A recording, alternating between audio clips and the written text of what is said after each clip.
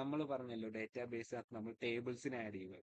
അപ്പം ആ കൊടുത്തേക്കുന്ന ടേബിൾസിൽ നിന്ന് നമുക്ക് വേണ്ട ഡേറ്റയെ റിട്രീവ് ചെയ്യാൻ വേണ്ടി നമ്മൾ ഉപയോഗിക്കുന്ന ഒരു SQL കമാൻഡാണ് സെലക്ട് എന്ന് പറയുന്നത്. ഓക്കെ. അതുപോലെ ഇൻസേർട്ട് എന്ന് പറയുമ്പോൾ നമ്മൾ ഉദ്ദേശിക്കുന്നത് എന്താണെന്ന് വെച്ച് കഴിഞ്ഞാൽ ആ നമ്മളുള്ള ടേബിളിലോട്ട് നമ്മൾ പുതുതായിട്ട് ഒരു ഡേറ്റയെ ആഡ് ചെയ്യുന്ന സംഭവമാണ് ഇൻസേർട്ട് എന്ന് പറയുന്ന കമാൻഡ് കൊണ്ട് ഉദ്ദേശിക്കുന്നത്. ഇനി അപ്ഡേറ്റ് എന്താണെന്ന് വെച്ച് കഴിഞ്ഞാൽ ഈ ഇരിക്കുന്ന ഡേറ്റയെ തന്നെ നമ്മൾ ഒന്നുകൂടെ മോഡിഫൈ ചെയ്യും.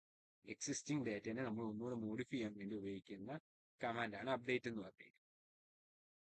ഓക്കെ. അപ്പൊ നമുക്കിത് ഓരോന്നും എന്താണെന്ന് നോക്കാം. അപ്പം ഇപ്പം സെലക്ട് എന്ന് നമ്മൾ പറഞ്ഞല്ലോ, സെലക്ടിനെ കുറിച്ച് ഞാൻ പറഞ്ഞായിരുന്നു. നമ്മളുടെ കയ്യിലിരിക്കുന്ന ഡേറ്റാബേസ് ടേബിളിനെ നമ്മൾ റിട്രീവ് ചെയ്തെടുക്കാൻ വേണ്ടി ഉപയോഗിക്കുന്ന സാധനമാണ് സെലക്ട് എന്ന് പറഞ്ഞു കഴിഞ്ഞാൽ. അതിന് നമ്മൾ ഉപയോഗിക്കുന്ന ഒരു കമാൻഡ് ലൈനാണ് ഇത്.